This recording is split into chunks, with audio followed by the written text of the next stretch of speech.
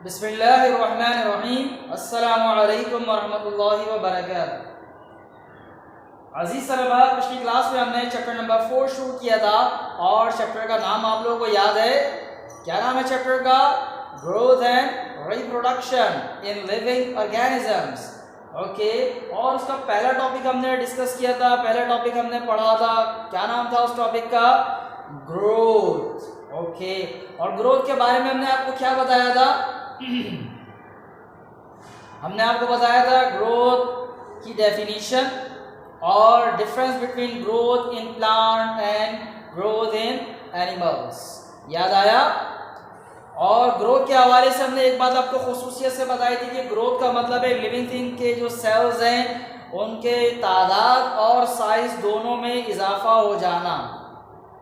याद है? फिर उसके बाद प्लांट में ग्रोथ किस तरह होती है और एनिमल में ग्रोथ किस तरह होती है, ये हमने आपको बताया था। और एक बुनियादी फ़र्क बताया था प्लांट और एनिमल की ग्रोथ में। क्या फ़र्क था वो? हमने आपको बताया था कि एनिमल की बॉडीज़ जो है उनमें ग्रोथ का अमल एक मुकर्ररा वक्त तक होता है, उसके बाद स्टॉप हो जाता है। और बॉडी की तमाम पार्ट्स में ग्रोथ का अमल होता है। और फिर उसके बाद हमने बताया कि जो प्लांट्स हैं उनमें ग्रोथ का अमल मखसूस हिस्सों में होता है। कौन से हिस्से थे वो? Tips of root and shoot. और ये सारी जिंदगी जारी रहता है। ओके, आज अब हम चैप्टर नंबर 4 का एक और नया टॉपिक पढ़ने जा रहे हैं और वो है रिप्रोडक्शन। तो आप लोगों ने किताबें खोल ली? किताबें खोल लीजिए। और आज हम जिस टॉपिक पर पढ़ रहे हैं, आज हम जिस सफ़े पर पढ़ रहे हैं वो है पेज नंबर 29 और कुछ हिस्सा 30 पर भी है। तो किताबें आप लोगों ने खोल ली और पेंसिल आपके पास तैयार है। तो शुरू करें आज की क्लास। आज की क्लास शुरू करने से पहले एक छोटा सा जनरल नॉलेज का क्वेश्चन है, एक छोटा सा जनरल नॉलेज का सवाल। आपने इंसानों को भी देखा है और जानवरों को भी देखा है और पौधों को भी देखा है ना? बिल्कुल, अपने एनवायरनमेंट में आप देखते रहते हैं, चारों तरफ चीज़ें नज़र आती हैं। तो आपने इंसानों में भी देखा होगा, जानवरों में भी देखा होगा और पौधों में भी देखा होगा कि इंसानों के साथ और जानवरों के साथ छोटे बच्चे होते हैं। ठीक है, आप भी कभी छोटे से थे ना, आप थोड़े बड़े हो गए, सही है ना? ऐसा, और घर में छोटे बच्चे भी हो सकते हैं, होते हैं ना? और जानवरों के साथ भी आपने देखा होगा, गाय के साथ, बकरी के साथ, या और जो डोमेस्टिक एनिमल्स हैं जैसे डॉग्स एंड कैट्स हैं, इनके साथ देखे उनके बच्चे होते हैं छोटे छोटे। डॉग के पपीज़ होते हैं, कैट की किटन्स होती हैं, देखिए आपने। ओके, इसी तरह बर्ड्स अगर आपके अपने घर में हैं तो आपने देखा होगा कि वो अंडे देते हैं, उनमें से छोटे छोटे बच्चे निकलते हैं, देखें। अगर नहीं देखे तो वीडियोस में देखिएगा, बहुत क्यूट लगते हैं। मुझे तो परिंदे पालने का शौक है तो मैं देखता रहता हूँ चीज़ें। तो ये जो सबके साथ बच्चे नज़र आ रहे हैं ये दुनिया में कैसे आते हैं? और पौधों में भी आपने देखा होगा कि घरों में छोटे पौधे लगाए जाते हैं, पहले बीज लगाए जाते हैं, उससे फिर पौधा निकलना शुरू होता है, फिर वो बड़ा हो जाता है। कुछ छोटे साइज के होते हैं, कुछ बड़े साइज के होते हैं, दरख्त बनते हैं, ऐसे ही है ना? तो ये प्लांट्स में, एनिमल में जो छोटे छोटे बेबीज हैं ये कहाँ से आते हैं, कैसे आते हैं? ये अल्लाह रब्बुल इज़्ज़त ने एक निज़ाम बनाया है, लिविंग थिंग का एक लाइफ प्रोसेस बनाया है जिसके ज़रिए न्यू ऑर्गेनिज्म दुनिया में आते हैं, सही। और उस प्रोसेस का नाम है रिप्रोडक्शन। क्या नाम है? रिप्रोडक्शन। आज का हमारा टॉपिक यही है। क्या है? रिप्रोडक्शन। तो मैंने जो तमहीद बांधी, जो आपसे सवालात किए, तो आपको अंदाजा तो हो गया होगा कि रिप्रोडक्शन क्या है, सही। रिप्रोडक्शन की डेफिनेशन भी देख लेते हैं तो उससे और ज़्यादा आप वाज़ेह तौर पे समझ जाएंगे। शुरू करें। Definition: reproduction is a process by which living organisms produce new living organisms of their own kind. Reproduction is a process by which living organisms produce new living organisms of their own kind. Reproduction एक process है, एक अमल है जिसके जरिए living organism नए living organism पैदा करते हैं, बिल्कुल अपनी ही तरह के। दोबारा सुने उर्दू में, रिप्रोडक्शन ऐसा अमल है जिसके जरिए लिविंग ऑर्गेनिज्म नए लिविंग ऑर्गेनिज्म पैदा करते हैं, अपने ही जैसे अपनी ही तरह के नए जानदार पैदा करते हैं। यानी रिप्रोडक्शन का मतलब है कि लिविंग थिंग्स अपनी जैसे नए जानदार या लिविंग थिंग्स का अपने ही जैसे नए जानदार पैदा करने का अमल। हमने आपको मिसालें दी ना, बर्ड्स की, इंसानों की भी और जानवरों की भी और पौधों की भी। So the process is called reproduction, वो प्रोसेस जिसके जरिए लिविंग ऑर्गेनिज्म अपने जैसे नए जानदार पैदा करते हैं, क्या कहलाता है वो? रिप्रोडक्शन। क्या कहलाता है? रिप्रोडक्शन। सही। अब रिप्रोडक्शन के जो है मुख्तलिफ तरीके हैं। अल्लाह रब्बुल इज्जत ने रिप्रोडक्शन के लिविंग थिंग्स को पैदा करने के जो अमल है उसके मुख्तलिफ तरीके रखे हैं।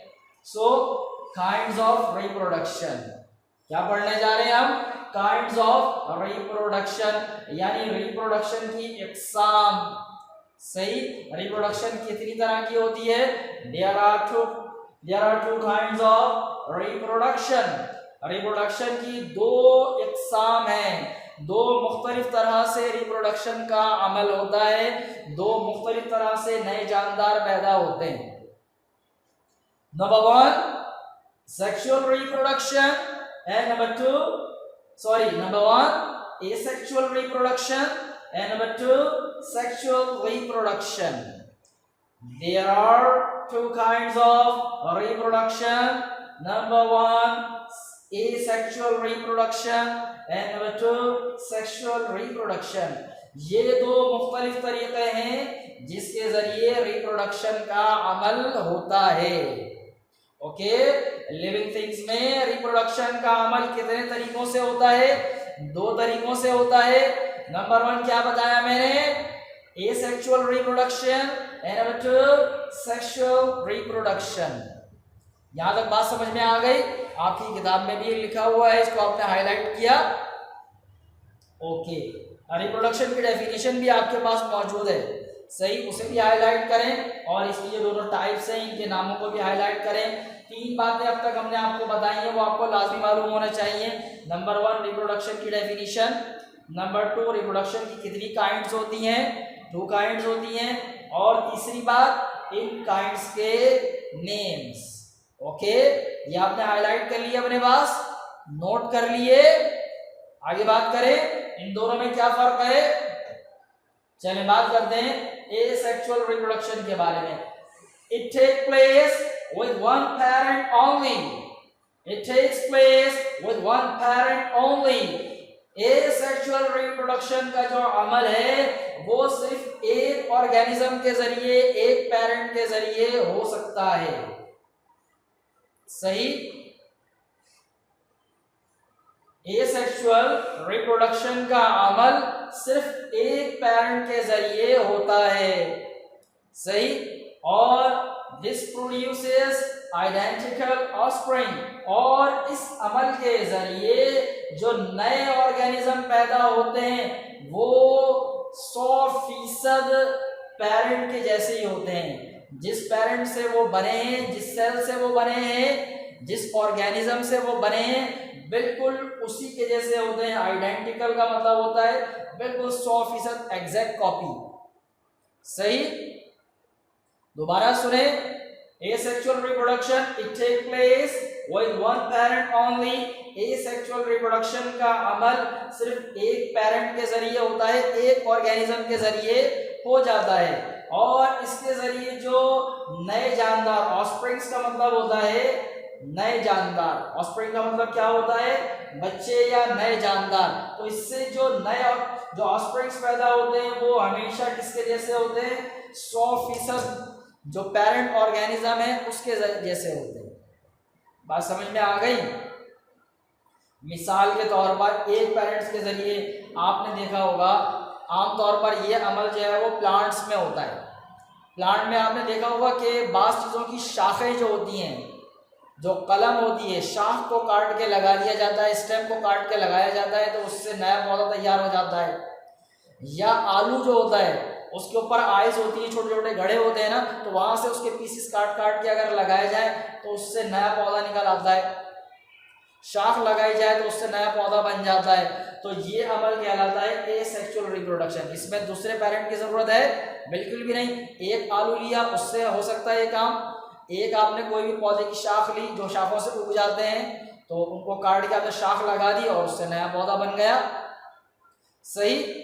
और एनिमल्स में भी ये तरीका होता है कहीं कहीं, लेकिन वो हायर एनिमल में नहीं होता, वो होता है सिंगल सेल ऑर्गेनिज्म में। जो यूनिसेलुलर ऑर्गेनिज्म है ना, एक सेल वाले ऑर्गेनिज्म में आमतौर पर उनमें होता है।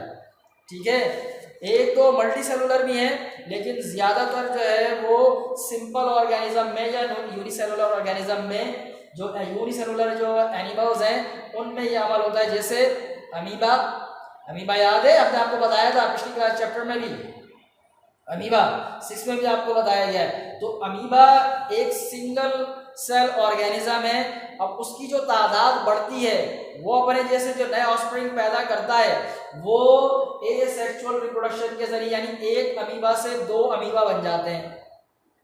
सही, एक सेल 2 में तकसीम हो जाता है, डिवाइड हो जाता है। ये अमल कहलाता है माइटोसिस। क्या कहलाता है? माइटोसिस। आप सिर्फ इतना याद रखेंगे, एसेक्सुअल रिप्रोडक्शन में एक पेरेंट जो है उसके जरिए नए ऑफस्प्रिंग बनने का अमल होता है, और इसके जरिए जो ऑफस्प्रिंग्स बनते हैं, जो पैदा होते हैं, वो हमेशा पेरेंट के जैसे होते हैं, 100% आइडेंटिकल ऑफस्प्रिंग्स पैदा होते हैं। सही। तो मैंने बताया कि प्लांट में भी अमल होता है, और जो सिंपल एनिमल्स हैं, जो एक सेल वाले ऑर्गेनिज्म हैं या एक दो मल्टी सेलुलर हैं, उनमें भी एसेक्सुअल रिप्रोडक्शन का अमल होता है एनिमल्स में। सही। अब बात करते हैं सेक्सुअल रिप्रोडक्शन। इसमें क्या होता है? It take place by the union of reproductive cells और gametes. It take place by the union of reproductive cells और गैमीट्स। ये जो रिप्रोडक्शन का अमल है, सेक्सुअल रिप्रोडक्शन का अमल, इसमें रिप्रोडक्टिव सेल्स आपस में मिलते हैं, यानी 2 मुख्तलिफ तरह के सेल होते हैं, वो आपस में मिलते हैं और उससे नया ऑर्गेनिज्म पैदा होता है। सही। ये जो रिप्रोडक्टिव सेल होते हैं इनको गैमीट्स भी कहते हैं। इनका जो एक्चुअल नाम है वो क्या है? गैमीट्स। तो सेक्सुअल रिप्रोडक्शन में क्या होता है भाई? 2 सेल्स, यानी 2 रिप्रोडक्टिव सेल्स, बॉडी में बहुत सारे सेल होते हैं ना, उनमें बात सेल जो है वो रिप्रोडक्टिव है, तो 2 मुख्तलिफ तरह के रिप्रोडक्टिव सेल आपस में मिलते हैं, तो उससे जो ऑर्गेनिज्म पैदा होता है, तो ये अमल क्या कहलाता है? Sexual reproduction. और सेक्सुअल रिप्रोडक्शन का अमल प्लांट्स और एनिमल्स दोनों में होता है।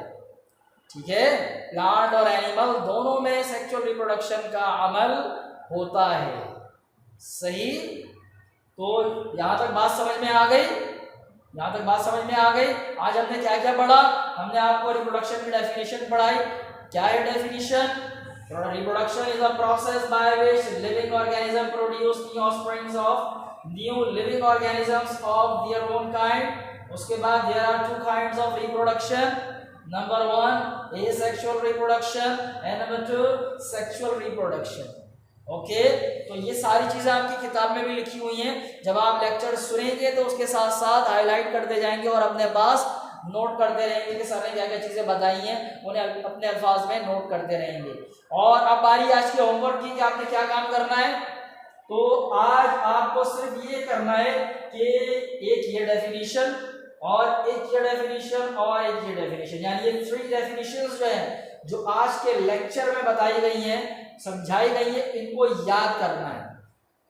और उसके साथ साथ आपके पास चैप्टर नंबर 4 की पीडीएफ पहुंचने वाली है, सॉरी चैप्टर नंबर 3 की पीडीएफ पहुंच गई होगी या इंशाल्लाह एक आधे में पहुंच जाएगी। तो आप चैप्टर नंबर 4 का काम मुकम्मल करेंगे जिस तरह उसमें आपको बताया गया है, बिल्कुल उसी तरह।